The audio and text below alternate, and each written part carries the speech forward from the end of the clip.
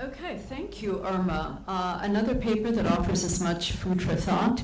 Now, since we are considerably running over time, I'm going to forego the initial discussion that I'd thought about having among just the presenters and simply throw the floor open at this point for your questions and comments.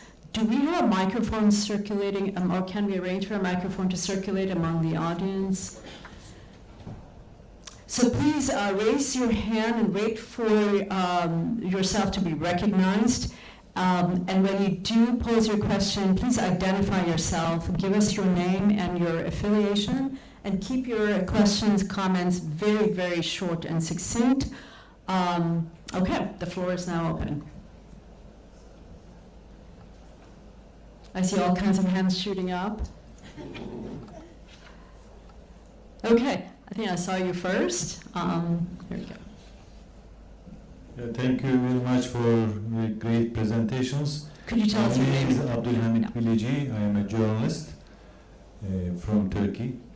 So my question is, when I listen to those kind of presentations that democracy has very strong roots in Islam, this is the theory, and when I look at the Muslim world, there is no democracy. So this is the question. Why these roots do not lead to an exemplary democracy that we can be proud of? Now, are you directing that question to anyone in particular or a general question for everyone to respond to? Anyone would like to pick up. Okay, all righty. For the sake of time, Asma, can we take two or three questions together and Okay, answer? all right, so after this first question, we'll bundle the questions. Okay, go ahead. Yeah, to respond to your question, that's a very fundamental question, mainly for Muslim countries and Muslim societies. And that's where we're struggling, and we have extremism because of that. The main point is that many people ask why we have different sects or school of thought. When coming to the consultation principle in Islam, it has 4 official functions. One is popular voting, that come under consultation or mashwara or shura. The second one is legislation. Legislation during Khulafa was done by the state with the shura of legislator exist in Medina, and they were paid as now we are paying the parliament members or MPs or Congress, Senate. When they had to develop a law, then they were asked to come and they talk about what they heard from Prophet Muhammad, peace be upon him. Then they were telling all those, if not found with them, then going to women, because women was also part of the legislation body.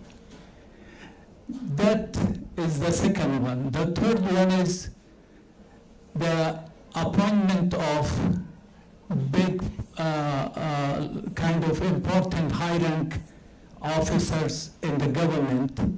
That was done by Shura at the central capital of Khilafah. Then the formula was, if someone is appointed by Khalifa to go as a governor to a province and the people didn't accept that, then he will be removed because people didn't accept it. Then they will be asked to come with some suggestion. That was the third part of function of the consultation. The fourth part was Okay. if Go ahead and give your fourth point and then we'll move on. Yeah. Yes. coming to the referendum on big issues, these were all gone, and we had this authoritarian coming and just pressing people. We don't have education of Islam. Even Mawardi, in that higher place that he has in the current political arena, he was gone wrong about the Ahl al-Aqd. We don't have Ahl al-Aqd in Sunnah and Quran. This is all Muslim to be voting on the leader of the state. Okay, Not thank you. just few people. Yeah, thank you. Okay, Can I maybe. make a very quick comment? Sure. I'm not a scholar of Islamic studies or Islamic history, but I'm going to respond to your thought-provoking question because it reminds me of another question I always get asked, which is basically, if Islam gave women all of these great rights, why is the condition of women in Muslim societies not so great? So your question really provoked my thoughts. Like, if Islam has all of these great pillars of democratic foundations, why aren't we seeing democracy? And I think the answer to both questions is the same, which is basically Islam is different from the cultures of Muslim societies and the day-to-day practices of Muslim people. In other words, if you want to know what Islam is, read the Holy Quran, the Hadith of the Prophet, the Sunnah of the Prophet, peace be upon him, and the great teachings of Islam itself. But if you go to Muslim societies, unfortunately, many of them are not living by these principles, but rather by layers of inherited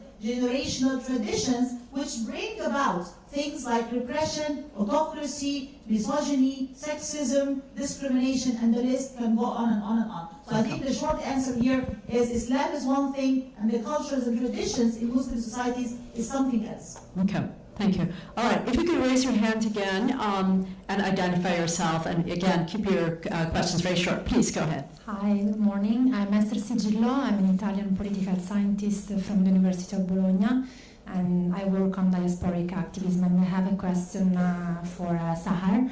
Thank you very much for a very rich presentation. I have two questions, actually. I will try to be brief. Sure. The first one is about the dangers of cyber activism, and I would like to know from you if you have some observation about cyber repression and how activists reacted to cyber repression that might be very dangerous. Regimes have very sophisticated mechanisms to infiltrate by creating bots, even to downsize the resistant movements. So I was wondering first if you have some observation about that. And the second question is if you have observed any coalition between religions and secular feminist voices. Thank you. Thank you so much. These are two excellent questions. I'm going to bundle these questions, yes. There was okay. another hand up? Try to remember. Yeah. And keep your hand up if I can't see you out of the corner of my eye, and I'll eventually get to you. Well, thank you for these distinguished guests, and thank you for this amazing organization. So, my name is Muad Faitor, and I graduated last year from University of Georgia in religion, and I came to you here today from Turkey. So my wife is Turkish, and we decided to settle down there. So for the question, I think our friend asked, what I see in it, I mean, all the points could be there, which is Islam is different, people are different, so Islam is here, but people acting are not presenting Islam. This is also a good point, but you feel like for me, I feel like the throne or like the chair, I don't know how we can say it, is very sweet. When it's sweet, you are sitting, power is so sweet. So you can't just give it up. And when it is so sweet, we used to have this term. Whenever you have a scholar of Islam that is close to the regime, they would say, "Oh, he is the ulama al-sultan. He's a scholar of the sultan. He's a scholar of the regime or the king or the sultan." The thing is that when it is so sweet, you invest so much money and you create not only ulama al-sultan, the scholars of the regime, but you create the actors of the sultan. Can I ask you to get to the question, please? Yeah, it was just a command. Okay. I wanted to comment on this. Okay. That's it. It was Okay. my point on it. And that's just a general comment directed at the panel. Oh, okay. I'm sorry. Okay. So. All right. I can take one more question. Yes, go ahead. Where's the microphone?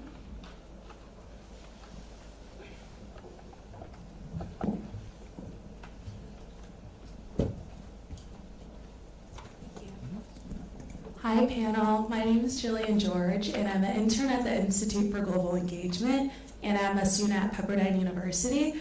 And this is a question for the panel, but it's a quote from what Mr. John Thomas Penna said. It says, "Get it to the kids before the TikTok theologians do."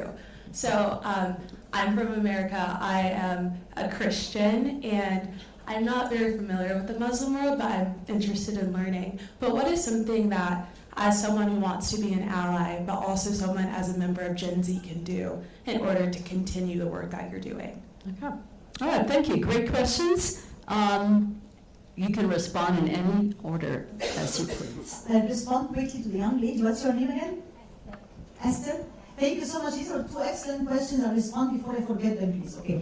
The first one was about digital authoritarianism, right? So with the reversals in democratization that we have been witnessing in the Arab/Muslim world, lately we talked about that in the presentation, definitely a new wave of digital authoritarianism is also very much alive and well. And it's taking very severe forms, whether it is blocking, sabotaging, online harassment, turning off the internet, completely shutting down the internet, or shutting down certain websites. The list can go on and on. In some severe cases, you can even get the IP address of a certain activist or online dissident and go after this person, locate the location, arrest them, or kill them. So there have been very, very severe examples. And in the case of women in particular, there is the additional layer of doxing, trolling, character assassination, reputation assassination, shaming, and nailing, because they know that this kind of tactics are especially more hurtful and more impactful for women, especially in the Arab/Muslim world in particular. Now, does that mean that these activists are doing nothing about it?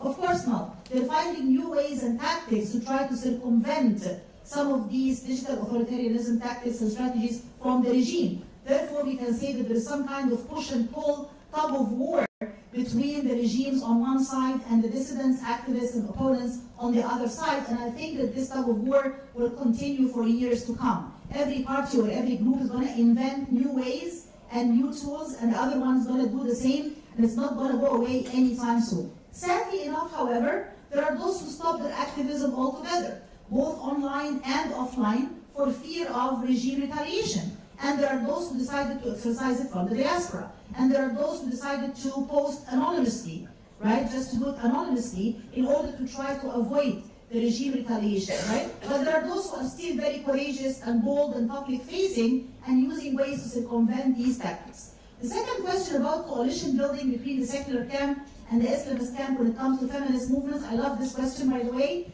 And we have seen that happening in one case, the case of Tunisia, which really explains why the women's movement in Tunisia has been a lot stronger and more vital than many other Arab countries. I'm sure Dr. Radwan is going to love that so much when I say that, but it's also the reality, right? Tunisia had this kind of groundbreaking laws and regulations that were mimicked and imitated by other countries, right? Trying, for example, to give women more rights and define, gendered violence as a societal issue. It's not a domestic issue. It's a societal issue. Politically, economically, socially, we have to address issues of violence against women. That was possible because of two reasons. The high level of education in Tunisia, women are at the bench.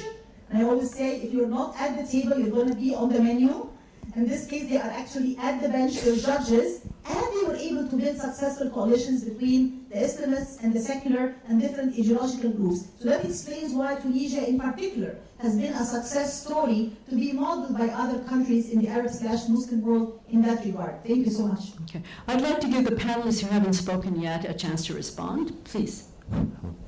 I appreciate the comment. And I think the first comment, the Muslim community is really concerned with community care and family care. With all of the tragedy, wars, and even the Arab Spring, the outcomes are treacherous and unpredictable. And I think that's the simple answer, at least from my perspective. When it comes to the young lady's comment from IGE, and I spent a lot of time working with Chris back in the day, we don't give wins enough attention, and we're not really mobilized and plugged into the media. And I'll give you an example. Okay, I don't have the trouble that most of the panelists have here. I'm a third-generation African American, so I don't have family in country that I'm worried about. I'm not worried about reprisals, and I'm not saying that to anyone here, but that's generally one of the concerns. I started the first Muslim Christian podcast. It's now the largest multi-faith podcast. We have a reach of 3 million globally and just under 1 million listenership. And at any given time, there's a few hundred to a few thousand listening. And it's not an innovation, but someone had to do it. And so I think that that's one element, is providing a platform where there can be community and regular engagement, where we can talk in a multi-faith space, we can unplug issues, and we can talk about the stuff that we don't like to talk about at the dining room table. So it's third faith journeys, a third religion and politics, and a third topical issues. When it comes to Islam, and it comes to speaking directly about all these wonderful things that the Medina Constitution Declaration, and we talked about the Amman message, anchoring it in something that's real is what makes it work. And I'll give you a perfect example. My office is like a multi-faith madrasa. I've got all kinds of stuff in there. And I remember the Syrian community came to me and said, we're having problems because we're being persecuted by Muslims. And I was like, what are you talking about? And she goes, what are you talking about? And I said, well, and I pulled, there's a book called The Covenants of the Prophet, peace be upon him, with the Christian community by Dr. Morel. I opened up to the Assyrian chapter, and the treaty's right there. And so I go, well, why aren't we executing this? Why aren't we utilizing this? And so taking some of these things that we have, that we talk about are so beautiful, that exist, and then operationalizing them, we had to talk to the patriarch, and we had to go to Istanbul because it's tucked away in the archives, and the patriarch had a copy of it written by the prophet's scribe in his day, in the prophet's words. So operationalizing these things that we already have and contextualizing them for today is really where it's at. And then making sure we have media, and making sure we celebrate the wins. I'll give one more example. Is we helped raise all the funds and help produce this documentary called Amen, Amen, Amen. It's about a flourishing Jewish community in the UAE. It's the most awarded multi-faith documentary ever. We showed it in Berlin and premiered it all over the world, but at the Ministerial. And everyone said in Berlin, the conversation was so serious, but we were able to take a break and celebrate something positive. And it was a change in the air, and the whole conversation turned to something positive. And so I think celebrating our wins is really important, and the media can only do that, and it counterbalances. And the activism is where it's at, because traditional media isn't going to give us attention. So I hope that's a concise answer. Mm-hmm. Thank you. Yeah, Paul Washer and Irma, last words, brief. Thank you so much. A number of topics that came to my mind.